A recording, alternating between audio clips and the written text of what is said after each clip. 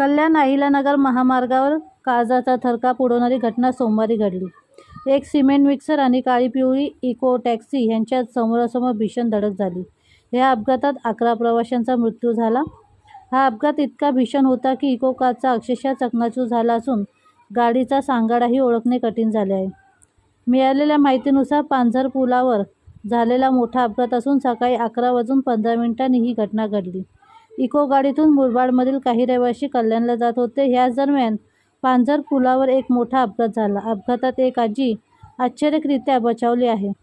प्रवाशांनी भरलेली eco car महामार्गावरून जात असताना समोरून येणाऱ्या सिमेंट मिक्सरने तिला जोरदार धडक दिली. ही धडक इतकी भीषण होती की कारमधील प्रवाशांना सावरण्याची संधीही मिळाली नाही. या कारमध्ये एकूण 12 प्रवासी होते. त्यापैकी 11 जणांचा जागीच मृत्यू झाल्याची भीती स्थानिकांनी व्यक्त केली. तर एक जण गंभीर जखमी झाला असून त्याच्यावर स्थानिक रुग्णालयात उपचार सुरू आहेत. अपघाताचा आवाज ऐकताच परिसरातील स्थानिक नागरिकांनी मदतीसाठी घटनास्थळी धाव घेतली.